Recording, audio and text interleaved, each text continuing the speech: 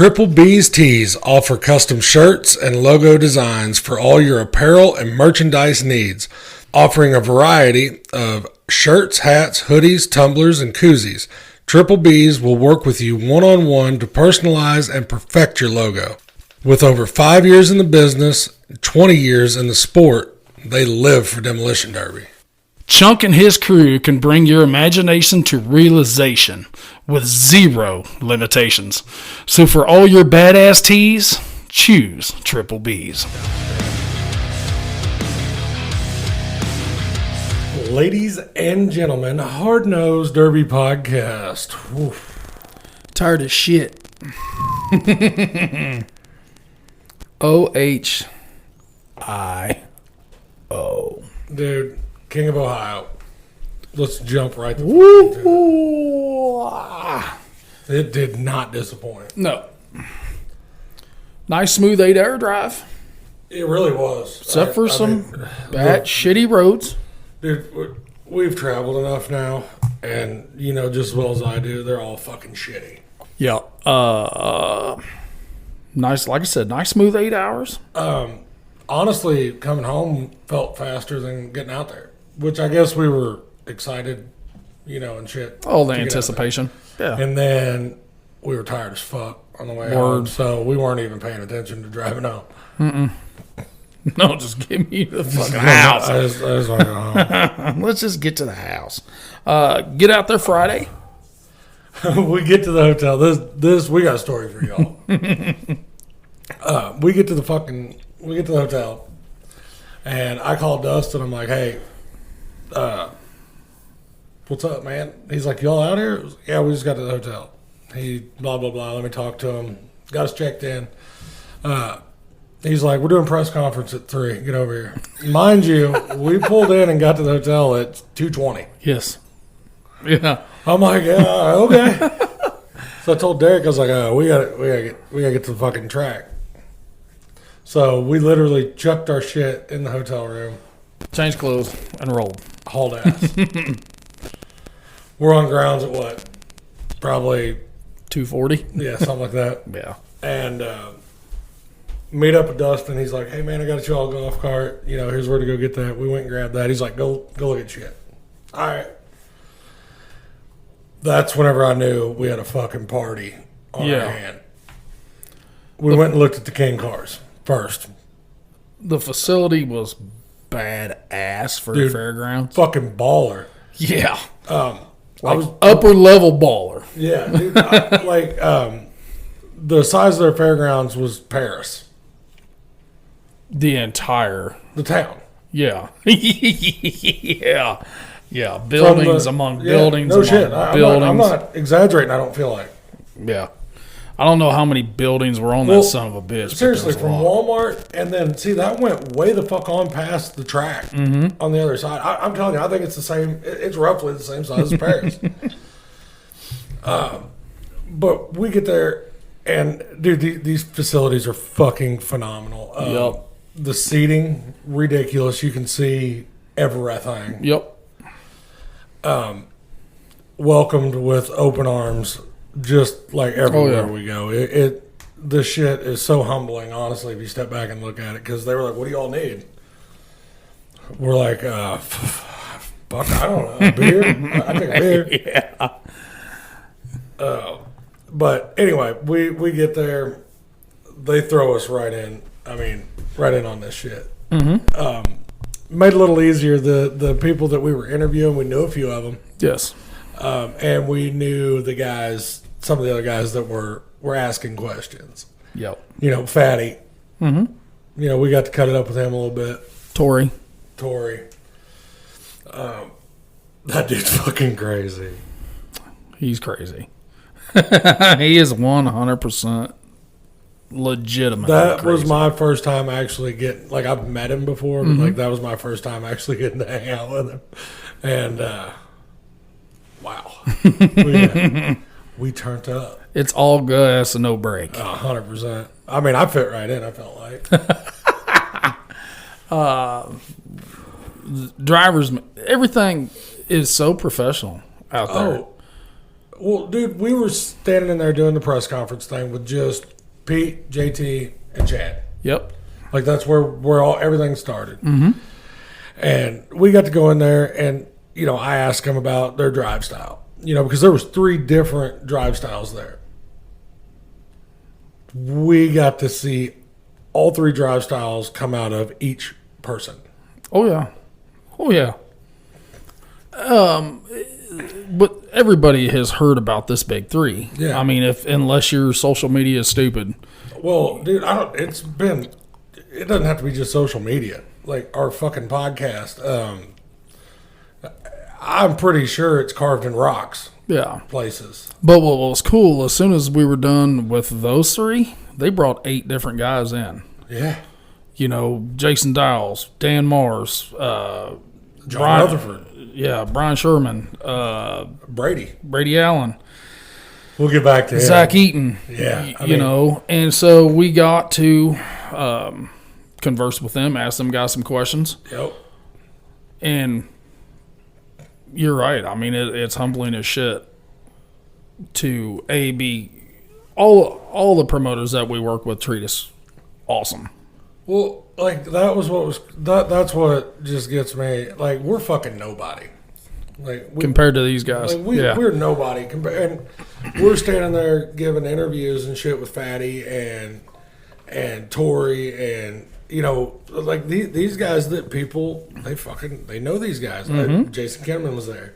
He was on that in that 8-man panel. What's up, Derby Freaks? Which that's the first time we finally got to meet that dude in person. We've talked a lot over the internet. I've seen him. Me too, but we actually got to go. I got to go over, hang out in the pits with him. I got to go over there and do that. I think you were talking to Chad and Jason and them, and I went over there and was kicking it with those guys for a minute. Just man, fucking crazy. Like they were like, yeah, hey, we're gonna have you guys ask these guys some questions. Yeah, and I'm like, shit, I ain't been drinking. He did. We went to get beer before we went to the grounds. I was like, no, you'll be fine, and we'll just get some before the show starts. Wrong. No, because it was just moved one end to the next thing. It just bam, bam, bam, bam, and next thing you know, the show was going. It was like, oh, yeah. I told him I was like, hey, fuck you, man. I said, I'm going to get some motherfucking cold beers. So I got me a case of beer, ice down, which I'm glad I fucking did. Yeah. So we throw them shits up on the back of the golf cart. I zip tie it to the handle so nobody steals our cooler. Yep. We go to the driver's meeting. Bad ass place to have a driver's meeting. Oh. Air conditioned. Yep. Theater seating. Mm-hmm. The way they had the chairs and shit. Oh, yeah. And honestly, for the cut and dry driver's meeting that they had, they could have done that shit standing outside. Oh, yeah. But that was for the drivers.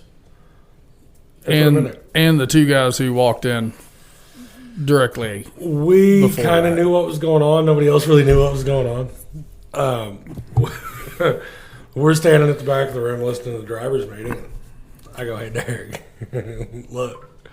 He turns around. He's like, holy fuck, is that him? I was like, yep. I was like, Goldberg's here. And Matt Kuchar. Which, if you don't know who Matt Kuchar is, go look him up. Mm-hmm. I'm not going to spend a bunch of time on this episode. I want to give you all time to look at the shit. So whenever I'm talking about him, you appreciate what the fuck I'm saying. Because, no offense, Goldberg, if you happen to hear this, I think Matt's had a cooler career than you have. It might not be the front, the front line of what's going on, but dude, he's got to do some cool fucking shit. Yeah. Matt's on TV constantly. You just don't know it. 100%. Where Bill is, he's spent his whole career on TV, acting, wrestling, whatever. Matt makes those guys look good. Yes. So Goldberg comes in. He says some shit at the driver's meeting. Mm-hmm. Cool shit. Yep. Like I said, driver's meeting short, sweet, and to the point. No pin to win. You're here to fuck shit up. That was really the basic concept of that 100%. Driver's meeting. Hey, can we do this? Can we do that? Does that include you bagging? Well, Well, no, that's all we're here for. You jumped that shit. Yep. We're getting ready to walk out. You know, we got introduced to Bill and Matt. Pretty sure Matt broke my fucking thumb again. We throwed him some hats. Mm-hmm. And then it was time to get down to business. Oh yeah. It was that time. Yep. So we decided to head toward the track. Yep. What I liked about how the show started, they started out with their compacts. Their compacts are, would you guess, like this area is maybe hobo build? You know, like Austin's hobo build? Because they're not gut goes. They're more than that. I don't know. They may be just a touch more than that. First heat was a little slower paced. Fuck. Well, how they do this is they do a live draw. Because that was teams, right? Mm-hmm. Two-man teams. Two-man teams. And there's 3 teams on the track. Or there we had 6 teams. No. Yeah, 6 teams. 5, 5, 5, 5, and 6.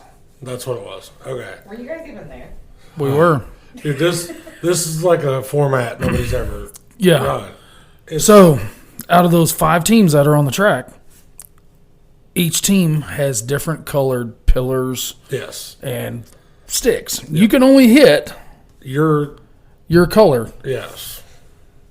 Who you're running against. You cannot hit the other guys. So it was a little slower paced.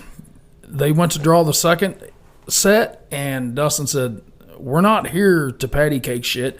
You're not here for little punk ass wheel shots. You're here to get it on, to junk your shit. That's why you're here." And Derek said the second he really picked up. I don't know. I wandered off at that point. I did. I don't know where I went, but I think I went and checked out some other cars, and I don't know. I was doing some PR work. That's what we're gonna call it.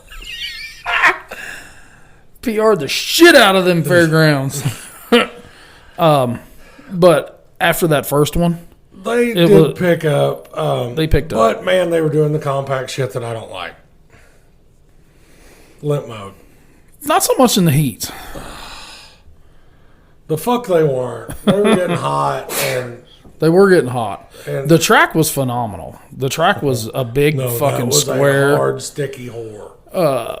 And I mean they were fucking moving, boy. But just at the end of the day, they were compacts. I'm glad they got those out of the way. Mm-hmm. I mean, seriously though, because as soon as those were over, it was King Eats. Yep. Go time. Yes. First set pulls out on the track, and I know that a lot of our listeners are not, just this is new. I've never heard of Derbying, so we're gonna keep it to normal Derby terms here. These were fucking heavy mods. Heavy mods.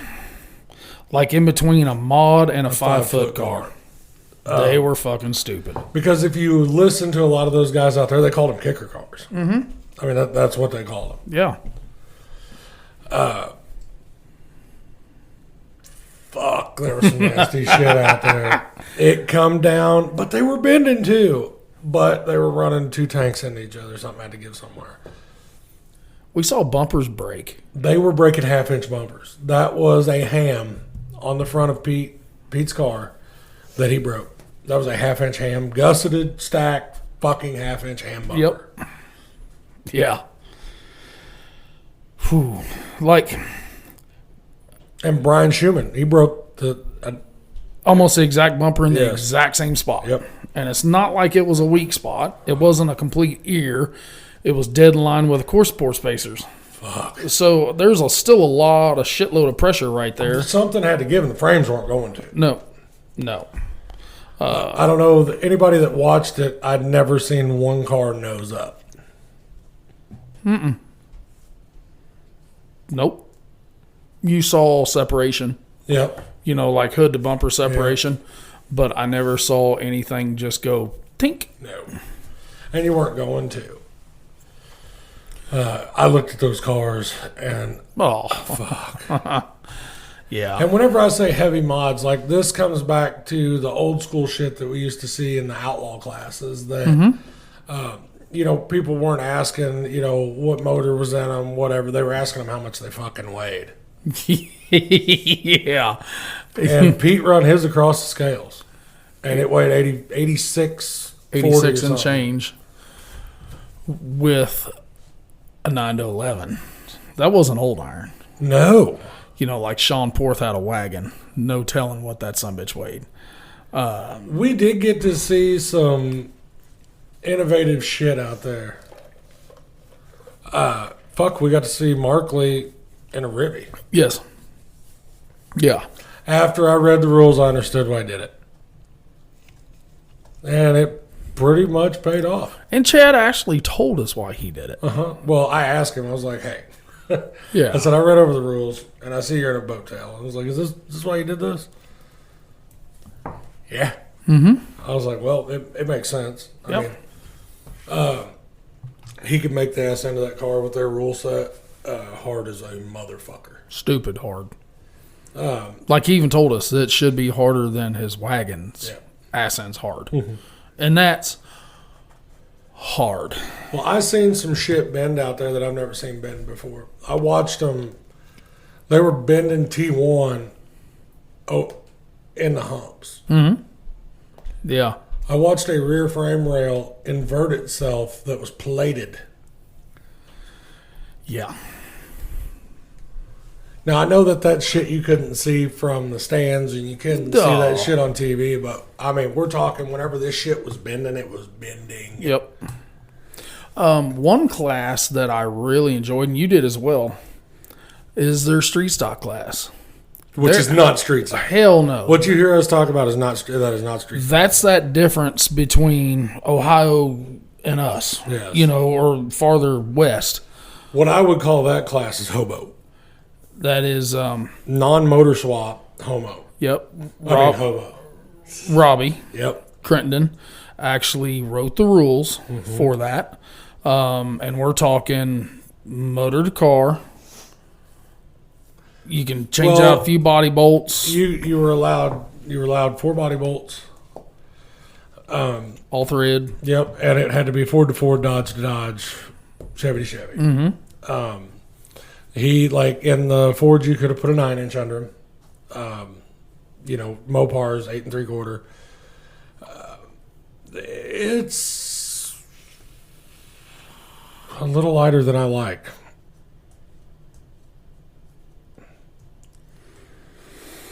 I'm not a huge fan of the bumper rule.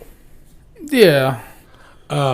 The only reason I say that, and I'm going to catch some shit on this, and I mean no disrespect to Robbie or any of those guys when I say this. This is what we do on this podcast. We pick shit apart. They have almost made that one manufacturer specific. Unless you've got a shit pile of box Ford bumpers laying around. Yeah. Yeah. But because you're allowed no point whatsoever. Oh, no. Nothing. Nope. And you know me, I'm a huge replica fan. Fuck, the 1/4-inch replicas or 3/16. Like, they're for that class. Yeah. Just let them have it. And if they want to put a hard fucking bumper on them, like I told those guys out there, let them do it. But they're putting $150 bumpers on there. That's what they're doing. They are. They're putting a manufactured flat bumper, $150. So that's not really killing you. It's not. I just don't like it. Yeah. Like that's a personal opinion there. I don't like it. I like my frame rails to do dumb shit. They junked shit. Well, okay. How many times we talked about it? Top end builders, bottom end builders. And motherfucker, did you see that there? Oh, yeah. Yeah, we saw a team that had no cage in it. I rolled in. They rolled in, and that was whenever we got to go in there. Robbie, it's like, walk around this car with us. That dude, he opened up the wing. He was like, hey, get under here, buddy. I'm going to take you in. Come on. Super down to earth dude, and is fucking knowledgeable. Oh, Holy big time. Shit. Dude, you talking about 80s and newer Fords, you need to go talk to that dude. Yes. A 4.6 Ford Tranny, you need to go talk to Robbie. That is, hands down, 100% the fucking guy. Mm-hmm. Simple Solutions has very simple solutions to your 4.6 problem. Yes. Yeah, I mean, headers. Dude, you can buy damn near the whole kit and caboodle for $1,500. Yeah, $1,500-$1,600. And we're talking you've got a good fucking stock setup. Mm-hmm. Because we watched them. Oh, yeah. Dude, them 4.6s were fucking screaming. Yep, they were. And putting on a clinic. If anybody saw some of our lives, Daryl Monroe was in one. Yeah. And it did have Simple Solutions down the side of him and his teammates' cars. But... Yeah, but did you hear him? Yeah. Yes. Nasty. Yes. They sound just as good as any LS. Yeah, stock pound for pound. Fucking A. I'll agree with that. We're going to catch some shit over that. Yep. That's fine. Yeah. Yeah, I'll go with that. Yep. Scream. Snappy, responsive motherfuckers. And dude, they didn't quit. Yep. If anybody looked on our page and they got to see that real nosed up car with no hood on it, that was a 4.6 that didn't have Robbie shit in it. Correct. See the fuel lines? Yeah. Smashed them shits. Yep.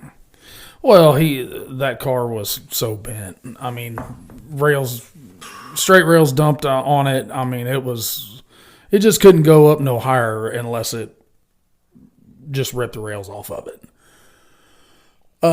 One class that they ran was called the Legends class. And what the Legends class was roughly that 2010, 2011 Derby Icons Mayhem builds. You do 8 lug. Yep. Good cage. Good bumper. I don't think any braces, right? No. No braces. Slider. Pinion brake. Fun class. Was. They junked some shit too. Mm-hmm. Wow, did they junk some shit. Dude, that wagon, whenever they made that hit. Holy shit. I have, usually when you're watching a wagon hit somebody and not get hit, usually the ass of the wagon holds up pretty decent. This thing tried to separate. Dude, it blew apart like the Ford wagons do. Mm-hmm. You know, whenever like the box Ford wagons, that's what it looked like. Yeah. That dude was deep. We saw some deepness. All there was weekend hard, long. Deep penetration. All weekend. Yes. Hell, even in the pits. And what I'm talking about is 2 golf carts. It got around really quick. That video did. And at that point in time, as soon as we saw that, we were like, it's time to go. Dude, just everybody just had an absolute blast. Oh, dude, I had the most fun. I really did. Like, I had a fucking blast. So, before we get real deep into this, let's just make a phone call and see what we can do. Be right back. This episode is brought to you by Broadhead Decals. From door wraps and roof signs, window stickers and banners, let Broadhead Decals take care of all your vinyl needs with only quality products used. Justin's graphic design abilities will get you everything you could ever want. With super fast shipping, their turnaround time is second to none. So let Broadhead Decals take you to the next level. So we just said we'd make a phone call?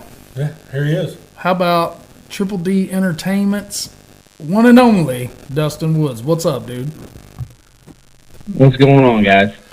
Oh, just recapping this badass show. Yeah. Well, I appreciate that. We were just kind of touching base on, the different classes that you had out there, because we've got a lot of guys around here that don't know how it goes down out east. And we were just kind of telling them that we enjoyed the street stock class that you all have got. The Kings class did not disappoint whatsoever. No. And the Legends class was cool as shit, because that's something we haven't seen for years. Like that build style, like we 13 love years. Yeah. So all in all, man, what's your thoughts on how everything went from the backside? From our end, it was phenomenal. It was the introduction to of combat motorsports, really, to the world. And when I say that, we had people and places, or people and film crews in place to capture it all. Through a docuseries, and we brought in Goldberg, and you could just feel the intensity all weekend of these guys being gladiators. And that was what was really, really cool about it. Well, we talked about how your drivers' meeting went, and that was awesome, because your no bullshit take on what you wanted them to do and how they were going to perform for the weekend really set the bar and the pace for the rest of the show. Yeah, I mean, you have to set the tone, right? You have to set the tone for the guys that this is kill or be killed, that they signed up for an event that is unlike any other event in the country. And if you came here to make friends and didn't come here, for yourself, well, then you came to the wrong place. Yes. There's a ton of shows that give hand-me-outs around the country, and as you see, there is 0 hand-me-outs at the King of Ohio. Everything is earned, not given, is kind of our phrase. And, I guess that's what we put on full display. Oh, 100%, because it didn't matter. Like, you didn't want to run with the best car on the track over the weekend. Like, well, you didn't even have the opportunity. No. They're just, everyone says that there's certain problems with Demolition Derby, right? And it's sandbagging and it's the forensics, except they don't do anything about it. They might make a subjective call here and there and break this person's stick or that. We just put you in a format where you have to compete. So there is no I'm going to run with friends or the best cars on the track or anything like that. It's like you either beat that car or you go home. So there's your choices. Well, Dustin, let's just jump right into it. You guys did something that nobody has ever been able to do before. You guys pulled in the big 3. The big 3 we know is of Chad Markley, multiple wins at Blizzard Bash, Capital Carnage, fucking Texas, you name it, everywhere.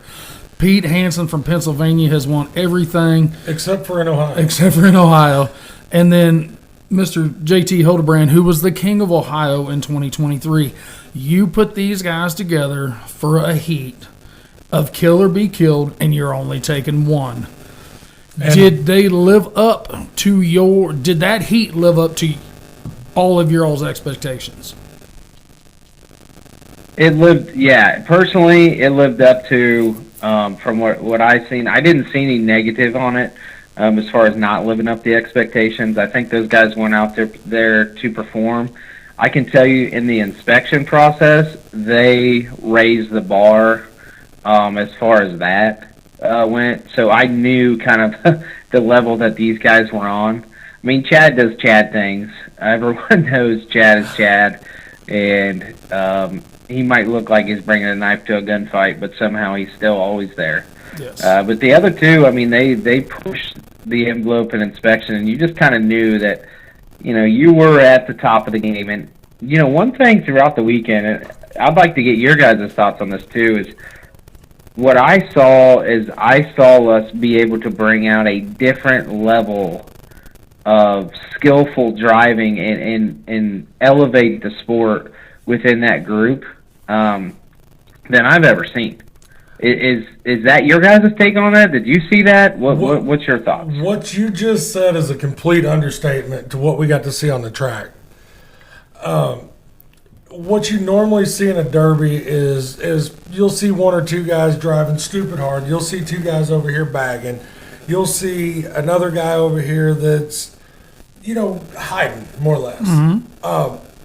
What they were doing on the track was chess to checkers. These dudes were turning it completely up when need be. They were trying to outdrive the other one, but were on such a level playing field that they seen that wasn't what was going to work. Yeah. And we even got to see brute force used, where Chad was almost on his lid, and we watched him stick his foot through the firewall to pull out of being rolled over. Yep. So and to that, let's compare it to other motorsports out there, right? And if you think about winners in any form of racing, motocross, NASCAR, dirt track, or whatever, they're on the winners are pushing the line of chaos, right? If you think there's a quote out there, I think it's by Schumacher. He says, "If you feel like everything's under control, you're just not going fast enough." Mm-hmm. Well, that is what our sport was missing for the eliteness. And I think that we took a step. When I say we, the drivers, it wasn't us. We just put them in this. We just created the format. The drivers, for the first time,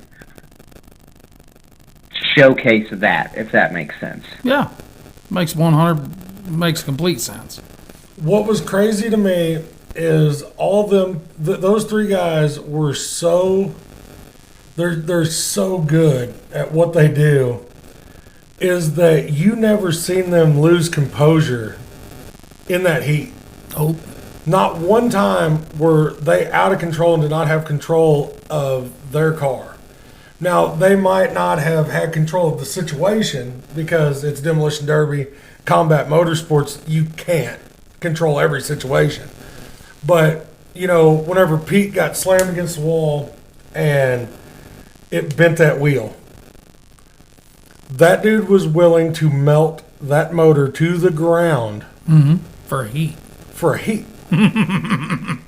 Not for 40 G's. For all of us. For all of us. Yes. And that's how much he wanted that. Yeah. We, man, did you, it is so fucked up to sit here and say, hey, guess what? JT and Pete had to go through a consi at any show they go to. Now, because in a normal setting, you're used to seeing those three guys that would advance out of the heat. They didn't have that option. No. Did it? Yeah, because they're going to run with half the field. Right. Correct. And people are going to respect them, and the old Derby hierarchy, right, of the pecking order is going to come into play in the heat. Dude, did you? I'm just going to be blunt about it. The cars that showed up, especially the bigger name drivers, is that it? The car choice? Did that throw you guys a curveball when they come rolling off the trailer? Or was that something that you guys might have foreseen? In the big three? Is that specifically what you're talking about, or overall? Yep, big three, most of all. I mean, our job as the inspection crew is just to inspect the car. So, I mean, we're not really anticipating anything. We're just anticipating following the rules. And that's essentially what we do. I've had a lot of conversation and a lot of debate about this. I literally want our show and our process and everything can be compared to everyone else's, because I just think we're head and shoulders above other places in the things that we do, and I think it needs to be talked about. As I've talked to you guys about this, we enforce rules. That's our job. Our job is not to anticipate what's coming or inspect the driver or anything like that. We just enforce the rules. Now, if our rules, like a lot of guys this weekend pushed an all-thread rule, Well, congratulations. We had like a 2-minute conversation, a minute conversation, and we moved on from it because they beat us. There was no egos there. Our guys checked their egos at the door, and they beat us. If we don't want it to be like that next year, then we'll change. We'll write the rules differently. And I think, those types of things people don't necessarily get to see. But to the drivers, I mean, if you ask around, I think it makes a huge difference. They're so used to coming in and the subjectiveness and the preconceived notions of well, this driver gets that and that driver gets that. That just doesn't happen here. Well, and I think it should be highlighted. Well, one thing that I wanted to touch on while we had you on the phone was the professionalism that come from your officials and your tech guys. I have never seen such a calm tech line in my entire life. We hung out over there for 2.5 hours Saturday morning, right? Yeah, Saturday morning. We hung out over there with Robbie for 2.5 hours, and not one time did I hear a driver raise his voice. Did I hear Robbie or Brian or any of those guys raise their voices? There was 2 rule discrepancies that I seen. Robbie caught some extra weld on a frame, and he told the driver that he caught it. And Robbie said, "This is what's going on. This is how we're going to fix it. If you've got a problem with it, here's the rule that you broke. There's no give here. Fix it or load the car." And the driver goes, "No, yes, you caught it. I'll fix it. We'll come back up. We'll retake." And it was like that all the way across the board. The trucks, Derek, tell him whenever Brian was talking to that dude. Yeah, so, Brian has the rules right in front of him. They go to the very front of the truck. He said, rule number 1. They talked about some bolts or welds. He said, you've got both. He said, what would you like to do? He said, well, I'll keep the welds. He said, okay, so we'll mark those bolts. And that's all that was said. And that was it. It was calm, cool, collected. The dude didn't get sideways, none of that shit. But he had it in black and white in front of him. He showed the driver, here's what's going on. Here's the rule you broke. Either fix it or... Oh, he didn't even have to get to that fix it. Yeah. He's like, which one do you choose? He's like, I'm going to choose this. So he marked the part that he said he could take out. And not a cross word from the driver, not a cross word from Brian or his guys over there on that side. It's just usually in a setting that's like that. It's usually high pressure, high stress, and all that shit. And dude, that was calm, collected. The flow was perfect. Nobody was setting tech line for 4 hours. Yep. Your drivers weren't even pushing that shit that you normally see pushed because it was in black and white right in front of them. So what you guys are saying is kind of it's good to hear, but it's expected over here. So that's one of those things that's been going on for 3 or 4 years now. These guys know how to call things and know how we're going to do that. But again, I guess to me it's surprising how surprised you guys are of that. You know what I'm saying? Yeah. But I also...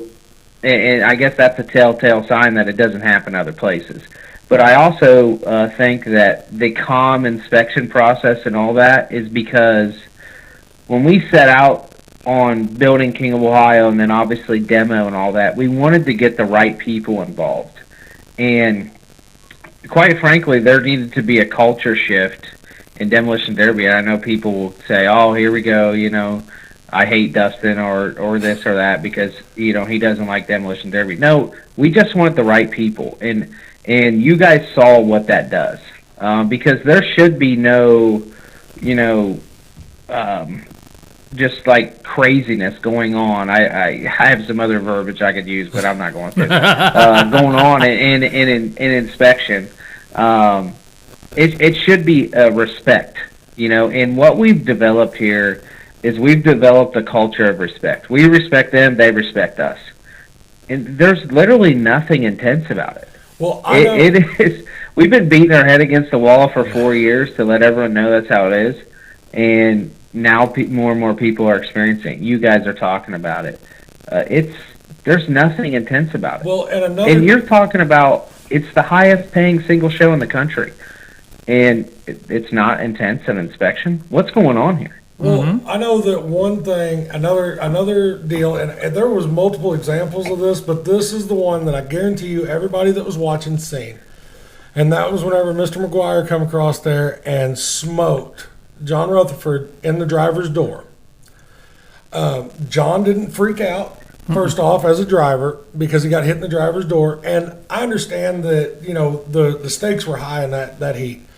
Your official calmly come down on the track, broke Mr. McGuire's stick. Very slow, not pissed offedly. The whole time, John is in the car going, don't break him, don't break him. Yeah. But it was stated in the driver's meeting, any blatant door shot will be called and enforced with a broken stick. McGuire got out of the car, stepped over the dirt, shook John's hand. The official helped him up on the dirt. He walked off, went and sat, and cheered the rest of the Derby. Yep. That's just it's good people, and that's what you're seeing there. Now, I will tell you to elaborate a little bit on that, because I have no problem talking about or you guys bringing up any controversy that we need to address. So people are going to say, and I've seen it, oh, there was driver doors, throughout the show. We do not call driver's doors when two cars are moving. Correct. Because people are using them. Yep. Where we draw the line is when one car is sitting still, and in the midst of competition, Bruce, which we've had this conversation, took it too far. He was seeing red, and he was driving through John. And that's where we draw the line. And I talked to him afterwards. He wasn't upset. Go ahead. Well, whether he was anticipating him moving or not, the force that he hit him with in the driver's door was unacceptable, and that's the line. When a competitor's not moving, we're not here to hurt people. Correct. And Bruce knew that, and Bruce is he needs to get way more respect than what he gets, because I'm telling you what, that dude has made our feature the past 2 years, and is one bad dude, and maybe not the biggest name out there, but we're here to make names. We're not here to give the platform for names. And he's certainly made his name, but he's just a great guy, and he knew in his heart of hearts that he was wrong in that moment. He took it a little too far. He knew he fucked up. One thing that we do not want to do, man, is we do not want to get involved in under any circumstance. It pained me for us to have that discussion and say that was too much. Yeah. Well, but we had to do it. And Derek and I talked about it earlier. That dude come through such a hard heat. Holy shit. The two drivers that were in that one versus one, they knew that he had the car to beat, and they tried to beat that car, and they couldn't. Yeah, they couldn't, and kudos to Bruce, because he survived it, right? I mean, he won. Well, I talked to him afterwards. They all got out and shook hands. I mean, they all got out. I mean, after the beating that he survived to win that heat, he got out and he was like, you boys knew what car was on the track. I just told Derek, everybody better watch out and listen for that name, because you're going to hear it some more. Because that dude can build a car and he can drive that bitch. Yes. Yeah, and we are giving those guys like that a platform to be successful in this sport that they couldn't be successful other places. Let's face it. Bruce McGuire goes to, you name the other big show in the country that doesn't run the format, and how does it work out for him? It doesn't. He probably doesn't make it out of the heat, and it's not because his driving skill. It's because it's not 2-on-1. It's 10-on-1. That's why this format, I know that we've got a lot of people, and I've even talked to a few people since I've been back, they're confused about how that format works. And the fact that they don't think there's anything left at the end to run a feature, that is complete bullshit. Twicey. Because if you're determined and driven enough, you will fix that shit in the pits. Yeah. And bring it back and do it again. And those cars weren't completely wasted at the end of that show. The No. cars that are winning, the cars that are winning, they're not completely wasted. And honestly, I mean, they're pretty damn hard. But I can show you. I guess the reason why they're not wasted is because they're such skilled drivers. What are they doing? They're hitting soft spots. Mm-hmm. That's how they're beating cars. So they're not going out there and kamikaze and things and going nose to nose and doing all that stuff. They're just not doing it. They're so smart. They're so strategic. They're so good. And I can't say it enough. I mean, the quality, the talent that is on display at this show under this format is, I mean, to me, it's second to none in the country. Well, let's just go right to the King feature. You've got Chad Markley, who made it through the Big Three heat. You've got Brady Allen. You've got John Rutherford. You have Pete Hansen. You've got that Beaver guy in that blue imp that was just stupid. The McGuire and Brian Schumann. yeah, Sean Porth. Holy shit. And I know Brian was standing right behind us when we were watching this, and he said, if anybody in this world to say that this isn't a show where you can be on the edge of your seat, he said evidently they're not watching the same show. It was so calculating and so strategic. It was like watching no other show that we have watched. No, and I hate to keep going on and on about it, but it was a format that I'm anxious to see again because it makes you drive. Mm-hmm. You've got to drive. Yeah. Well, what's going to be interesting is the next time that we display this format is literally going to be with these demo guys. So next year we're going to have three big shows that haven't, the third one hasn't been announced yet. But these demo, everyone that is, charter owners of demo, like they have to participate in, like they're going to. So you guys know the names at Bristol now.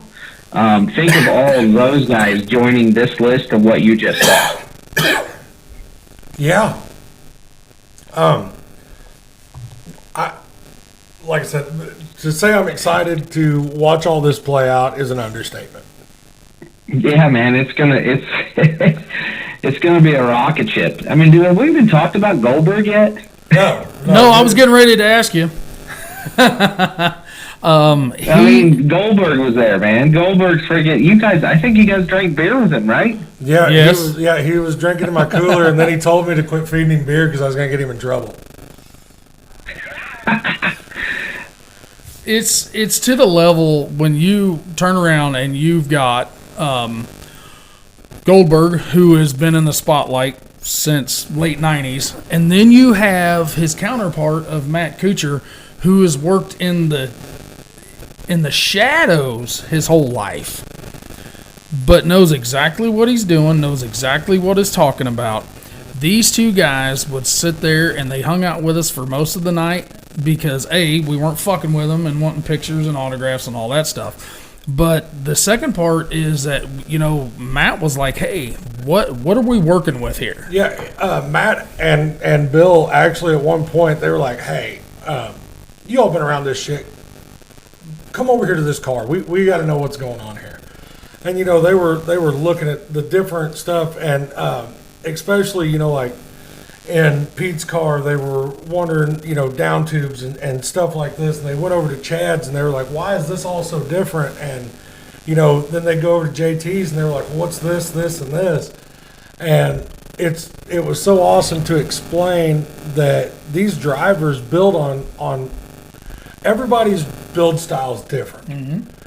And, we got to show them that Chad's build style is old school shit, and, Pete's stuff is so clean and put together and everything's, just perfect. And JT's is, he's got, his touch and spin on all that stuff. And they were just, they were dumbfounded. completely dumbfounded at the amount of money, time, and whenever we got down to splitting brass tacks with them and told them that, we're not just a bunch of dumbass rednecks, that has a 110 welder in their shop, going out there and kicking the windows out of a car and welding a bar in them and going to the local county fair, that this is geometry and physics. And that's whenever Matt's eyes, lit up. Because he's like, I'm an engineer, he's like, this is what I do. I'm a fabricator. So to see the respect that those two guys, being who they are, gave to this sport is just, mind-blowing. Mm-hmm. Yeah, I don't think you can overlook this enough, is those guys giving a day of their time. Their time is, not that their time is more valuable than anyone else's, but we all at the same time. For those guys in all the directions that they're pulled in life, to literally take the time to fly up here. Didn't they leave Kid Rock's house to come here? That's what I was just going to say. I don't know if I would have left Kid Rock's house that looked like the White House at 4 a.m. to come hang out with our dumbasses. Yeah. Yeah, they left Kid Rock's house to come here, and they called Kid Rock or something. Yeah, Goldberg FaceTimed Kid Rock while we were on the track, and he was like, "Look at this shit." Yeah. Yeah, look, guys, we've been saying it for so long. Maybe it's just I've been in these conversations for so long and know, there's so many things happening behind the scenes here you just can't talk about yet. But, we're going, this thing's taking off. And we're not doing the same thing that everyone else is doing. We're not trying to be, we are going into a combat motorsports world. And we're doing it with players and, whether it's Bristol, whether it's Goldberg, Matt, everybody that's involved in demo and backing that. I don't know where this thing goes, in 5 years, but I can tell you what, it is going to be one hell of a ride. Well, the fact that while Goldberg was on the phone with Kid Rock, he was like, "You're gonna be at Bristol with us. You're gonna have to bring your ass down here." Which I don't know if I was supposed to tell anybody that, but he definitely told Kid Rock that while we were standing there. Yeah, but here's the thing: that's going to happen. Those guys have friends, right, that are famous celebrities to us, but they're friends with them. And what did you guys do? Well, one of you didn't just come out the King of Ohio; you brought the other one.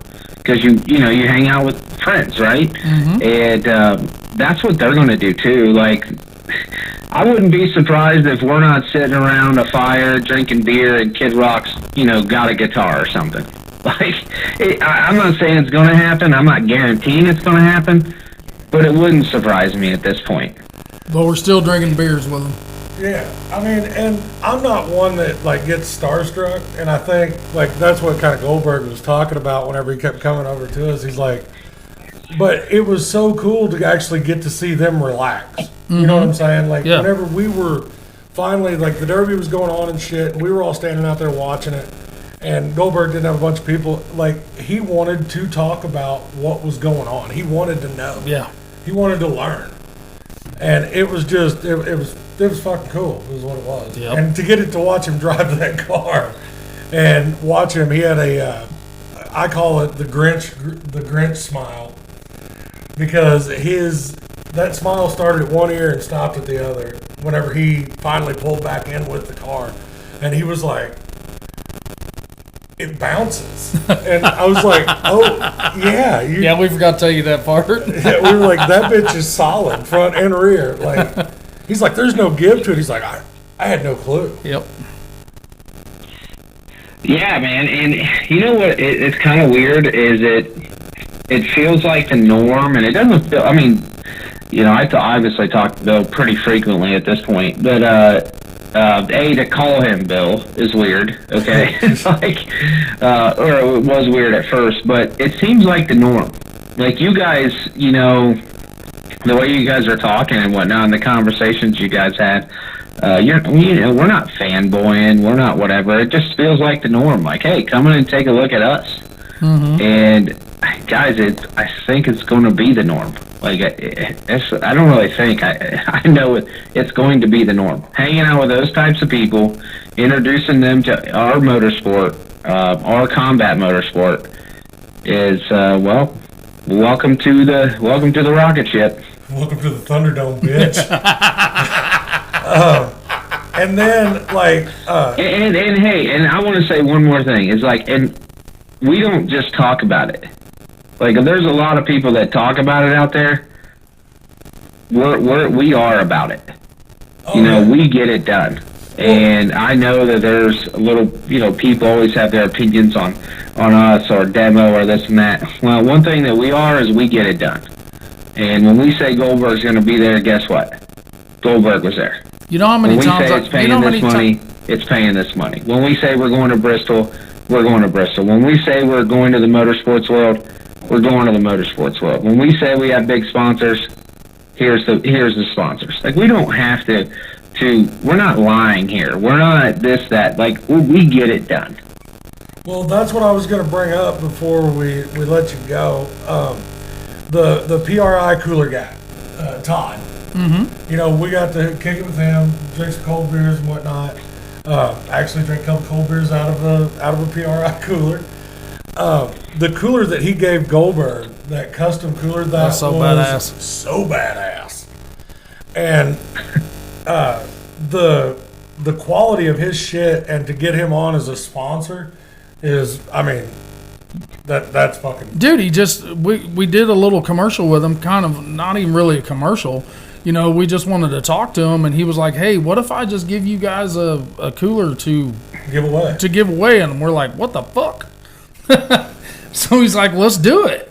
He was like, right now. Let's set it up right now. I was like, okay, fuck it. Let's do it. And, and that's awesome. I saw you guys do that. That is the Busch Light thing, right? Red light and Busch Light. Yep. And then we got to talk to the Driven Oil guys. Mm-hmm. We got to talk to Robbie with Simple Solutions. Like, yep. The sponsors you all are getting are not just names on the side of the car. Like, they are there. They're promoting their stuff. They're pushing their shit. And everybody knows now that Derbian doesn't have to be second to other motorsports with sponsors. Because Driven Oil, that was in your face. Like, they had the big banner on the front of Pete's car. That shit looked killer. Yeah. They were giving away free oil all weekend. I can tell you, I had a conversation with Adam up in the booth, and he said, hey, we need to talk after this event. And I thought, oh, is this good or bad? Anytime anyone says that. I said, and I couldn't take it. I said, good or bad? And he said, really good. And he called back to corporate, apparently, is what I'm hearing through the film crew. They must have captured it or something. I just was on a phone call with them before this, but they must have captured it. Like, he called back and said, hey, look, this is not, like, we were in this, but, like, we got to be real in. Like, this is not what everyone thinks it is. Mm-hmm. So I'm interested to see where that goes. Because this was just a one-off show with Pete that we cut that deal with. I mean, they don't have anything associated. Now, they're going to be at Bristol, but as far as the ties to a driver, they don't have any other ties or obligations to a driver going forward. More so just demo related. Well, I have already told, like, my buddies back home that run the bigger shows and stuff. I told them after the weekend that I experienced in Ohio that if the platform and the format and Demolition Derby as a whole keeps moving the way it is, to see these cars, everybody jokes about it with fucking Wonder Bread on the side of it. Fig Newtons, motherfucker. It's not out of reach. Mm-hmm. Well, and that's what's disappointing is I don't really know how to overcome this, and I don't really know why this is a thing. Maybe it's just human nature and whatnot, but the hatred that I catch, whatever, I take a lot of it, I know that. Demo takes a lot of it. I know the people associated with Demo takes a lot of it. It's just, it's frustrating at times to catch that, because everything that we're talking about is a true possibility. And honestly, the only thing that we want is all of these guys that are current superstars to get on board and ride the ship with us. You know, the last thing we want to do is create enemies or draw lines out there. And, you know, just the hatred, it's hard to, I'm sure it's hard for some of these guys to bite their tongue sometimes. Sometimes I don't bite my tongue, right? But it's frustrating because everything that we're doing here is going to benefit everyone. Nothing has to go away that's currently in Demolition Derby. As a matter of fact, it's all probably going to be better, you know, and bigger, because we're going to make the sport bigger. We're going to involve more money. But for some reason, guys are having a hard time grasping that. And I hope that last weekend, through conversations like this and conversations of guys, you know, that were there at the show, I say, hey, look, the driven guys were there. You know, Lokar did have steering wheels there. Goldberg was there. Like, all these things that these guys are saying, you know, they're happening. And you know, get on board, man. At least don't openly hate it. Well, they're gonna have you know, to give it a chance before you draw a line. Well, they're gonna have to draw the line between not liking you and supporting what you're trying to do. Because honestly, this shit's way bigger than you could ever think about being. Even the direction it was going in. Because it's not just about, you know, Dustin. You know, this is about a sport as a whole. So, hatred for one person, I don't feel like that is grounds to just disassociate with what the fuck's going on. Well, A, it's something new, so people are scared of that. B, it's for a huge prize, so they always get a little contemplated of, you know, not trusting it. But then C, here's what I'm going to tell you, Dustin. You just told everybody that we have the list. We know who's on here, okay? So when the world gets that list, it's going to change some minds. Well, and we know that, and that's why that list has not been quite released yet, because, you know, that's a card you play, right? That's the hype train. That's the anticipation. I mean, we're in the entertainment business. Whether people want to admit it or not, this is entertainment. We are in the entertainment business. We are a combat motorsport. We're the UFC with cars, and that list that we have is extremely valuable. I just wish more people would help row the boat. And I mean, dude, I can't tell you how many messages that I got from people that were watching on pay-per-view that were openly haters, right, and openly talking shit all the time and this and that. That texted me and said, "Look, I'm in. I'm sold. What you just put on was incredible. How do I sign up for King next year?" Mm-hmm. And like, when does sign up start? And that's really, really cool. I just wish we didn't have to overcome all of the, you know, I wish we didn't have to take a winding road to get to that point, because our door's always been open, you know, and I hate that it was a winding road to get to that open door, if that makes sense. Yeah. Oh, yeah. Well, and what's that old saying? More hands make less work. I think people are finally, especially after the weekend, are seeing that you all are delivering on your end. You know, and the drivers that you all are putting in those situations are delivering. You know, because that Chad, Pete, JT deal, that did not disappoint. And that wasn't even your headline show. That shit was run on Friday night. Mm-hmm. Yeah. So, I mean, you all built that heat up so much that whenever you get to see what happened in the feature, you're like, holy fuck, you know, you know, you don't know what's going to happen in the feature. You don't know who's going to be there. It's hard to hype that end of it. But with the energy and everything that the Heat's held all the way to the end of the feature, whenever you all handed Brady Allen a $40,000 check. Fuck you, $40,000 cash. Well, I meant the big check.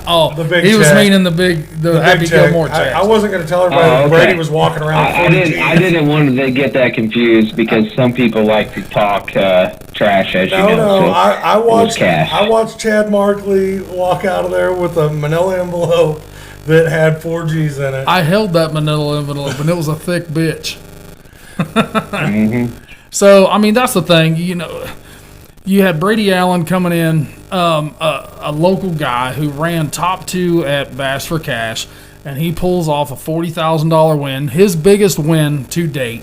And the raw emotion. Yeah, Mr. John Rutherford pulling out a second with no steering for I don't know how long, and then you had Chad Markley run it down to get third. Man, I just don't know how it could have got any better than that. Well, can I ask you guys this? That emotion that you saw in that win, what other show brings out that type of emotion? It's usually people are pissed. Yeah. Yeah, You know what I'm saying? there's not that much joy and emotion in winning. No. And how it meant so much. It's because these guys had put their blood, sweat, and tears into it. They knew how hard it was. That winning this event is I mean, you have to win twice in one weekend. You're not running this down to 3 buddies. You're not running this down to, a hand-me-out system where they take everybody in the consi. If you don't win twice in this weekend, you're simply not winning the show. Yep. That's incredible. One time will only get you halfway. Yeah. That'd make me stop in Illinois. Go I don't ahead. want to do. That'd make me have to stop in Illinois, and I don't want to do that. Right. I don't know if you guys got anything else, but one final thing I kind of want to say is I want to give a hats off to all these drivers because there are I would say a silent majority at times, but a majority of drivers out there support what we're doing and understand why we're doing it, and they just showcased their voice last weekend by putting the performance on what they did. Because I can tell you this, has anyone said anything about 29 cars? No. We don't need any more. Like, we don't need any more cars than 29 cars. Did it ever cross your mind that there was 29 cars there for the feature? Yeah, for the King class? Yeah, we talked about it, and That nobody said anything about it. We were talking that normally everybody wants we got 150 cars coming. No, that would have been crowded. Yes. That would have actually fucked your platform up. Yeah, we can't have that. Like, we simply can't have 150. No, everybody all weekend they didn't even realize it was the same cars. I don't know. It was a fucking dogfight from the flag drop. Nobody was talking about 29 cars in the King class. I can tell you that. Yeah, but so on that note, to continue, I mean, I just want to give a shout out to these drivers that were willing to believe. I know this is coming to fruition 4 years later. These guys have been supporting us and me and Triple D and all the guys that work for us, some of these guys for 4 years. And now it's all coming to fruition, with Bristol and obviously Bill Goldberg and everything that's happening with there and filming and all that stuff. But it took 4 years of commitment to get to this point. And, I really think that, you got to tip the cap to those guys because they're ultimately the people that put on the show, that decide to go out there and run their cars hard and compete. And, that simply just doesn't happen everywhere. So they make conscious decisions to do that.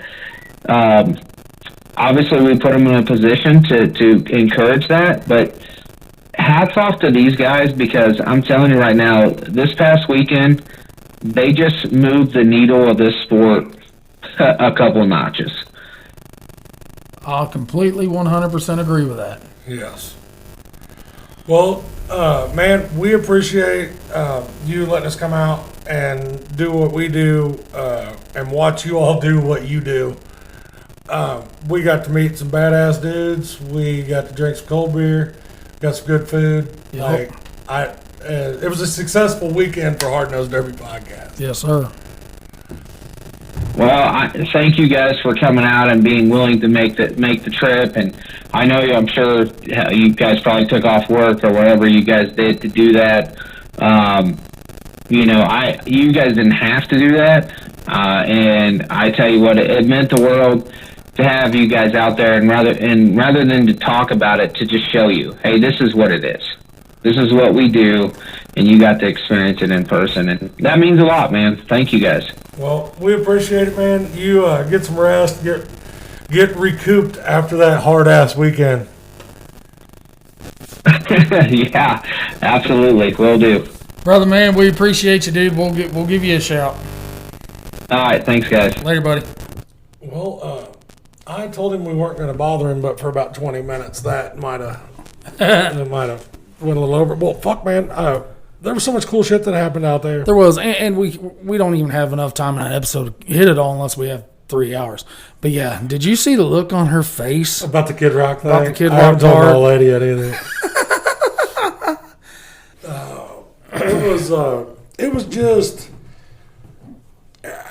It was not a normal derby. No. It was an awesome change of pace. And what's cool about it is, how a lot of people aren't open to criticism. They want us to. Well, yeah, and even before we had talked about that, remember whenever in the MWFA class, I didn't agree with the call. Correct. I didn't agree with it. As a promoter, as a fan, as a driver, I didn't agree with it. They took the people that it mattered to the call, which was the officials that were on site and watched it happen. They went to the DerbyNation.tv trailer with the 2 drivers in question, took them in there. All 4 of those guys sat down.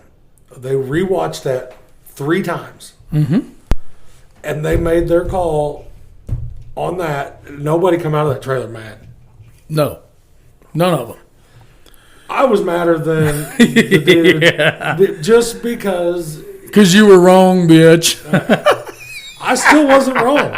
I'm telling you right now, that was not. It is what it is.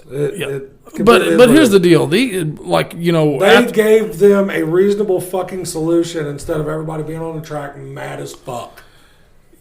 After the show, after we went and did a live in Beer Barrel, which is, if you guys ever get to Lima, Ohio, go. Fucking pizza is motherfucking phenomenal. No, they are not a paid sponsor. We came back to the show, and it was just us and Brian and Dustin and Robbie and a coach. They want us to tell them if there's any bad shit. Yeah. He's like, we want to hear the good, but we want to hear the bad too. If we're fucking up. And if anybody that listens to this motherfucker, they know that I don't keep my mouth shut.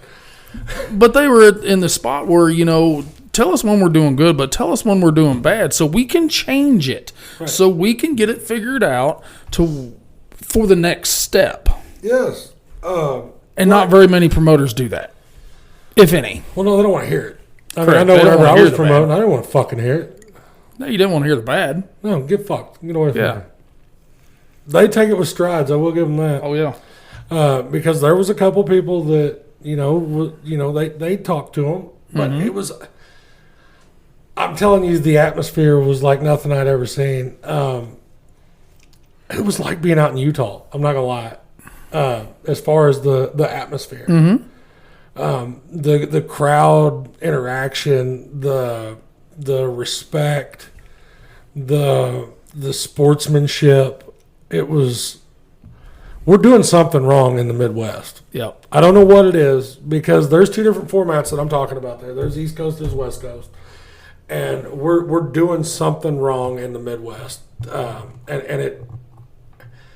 I don't think it's an overnight fix. No. And I don't think it's a format change. I'm almost thinking that it might be an attitude adjustment that's in store. Just basic fucking human respect was thrown around out there like it was an everyday occurrence. I seen maybe 2 drivers come off the track pissed off, screaming and yelling and that shit. But there's always going to be one of those in a crowd. I saw one, the street stock guy, he was pissed. Yeah. But then I saw a truck guy that he was pissed at himself. Yes. He was pissed that his shit broke at a certain time. And I think that might have been your second one that you were talking about. is. He wasn't pissed at the... But it was the scene that was Correct. caused because of his actions. Yeah. And, the one street stock driver that I seen come off all pissed off and stuff, I said a little something to him because there was 2 little bitty kids sitting there. I was like, hey, shut the fuck up and go on over there. And they're like, well, you're cussing too. I'm like, yeah, but I was telling him to shut the fuck up. It's different. But other than that, dude, I've really... The fucking officials were so respectful. That was crazy. Yeah. But they were given. Oh man, I know I'm rambling, but there's so much to talk about.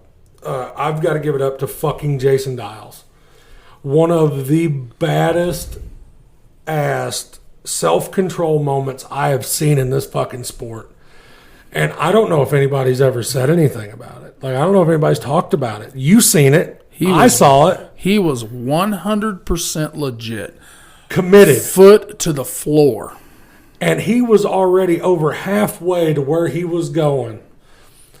They throw a red flag. The dude that he is headed toward sees the red flag. He looks over, braces. Dial's still 2 car lengths away from him. Dials, I'm sitting there on the dirt watching. He looks over at the fucking official with the red flag. He locks that bitch up and throws it in reverse to stop. Yep. Yeah. Because he didn't want to take that shot on that driver. Mm-hmm. Yeah. Yeah. Like I said, this thing could go on for hours, but I'm going to tell you guys. We will get the official result list. Start paying attention. Everybody's like, oh, fuck, you all say that all the time. No, I'm telling you guys, start paying attention to social media. We got filled in on some shit that can't be brought up yet. Nope. For stuff for 2025. Yes. And it's going to be a farther drive. Dude, the back end things that we finally got to learn about that will clear up a whole shitload of everybody's reservations. All that shit's coming to light. And now, because I was in the same boat as you all, fucking tell us. They can't. They Correct. They cannot. They are not going to tell us everything that's going on until it is completely solidified and the timing's right. Mm-hmm. And it's all timing. It is. They told us that nobody knew that Goldberg was going to be there. No. I mean, we did. Well, and some of the other dudes did too, but then they still text and asked, was that really him? Yeah. Mm-hmm. And he's cool as fuck. Yeah. 100% just down to earth, cool as hell. I thought you'd be younger. Yeah, I thought you'd be bigger. I thought you'd be bigger. But yeah, we'll get an official rule set, or we'll get official finishing order results and all that shit. We will revisit that next week. We got some badass shit coming up this weekend. I'm going to Griggsville. I am not going anywhere. There's going to be Higbee as well. Yep. Hell, we've got to give it up to our homies last weekend. While we were in Ohio, they were cashing checks. Yep. Robbing Trey. Old Lucky Sevens. Yep. Yeah. Heard that was a good fucking show. Yeah. Hell, Eric Shores pulled off his first top 3 career first. Trey Hewer's a bully, everybody says. Sounds like to me he was driving. That's right. I got to see a TikTok. That's what I saw. And he was running the balls off that bitch. Yep. So, guys, like I said, pay attention. Shit's going to start coming to fruition. And it's probably going to ease some of your minds. Yep. But and it's don't be not, calling us suck ass motherfuckers. We Yeah. were treated with respect. We give that shit right back. That is right. So, well, got any last words? I've got a bunch, but you're telling me to stop. So, Make junk, boys.